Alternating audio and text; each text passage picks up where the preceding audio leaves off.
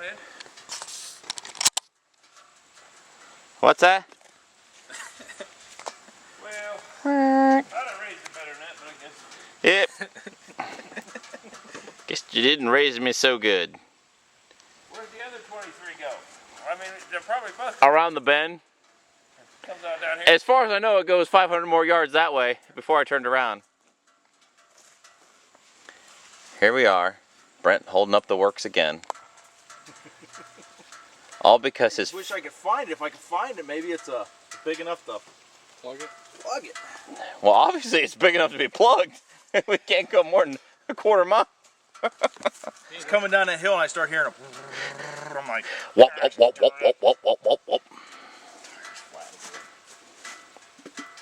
But really, folks, Brent's really trying to tow this piece of lumber out of here. He wants to whittle it down into a totem pole. You can always go across the street and get a new tire. And here we have a live sighting of a real live goat man. I got it on tape. I'm putting it on Yahoo. You didn't get me in the cave. Or on YouTube. On the I didn't get you in your cave though.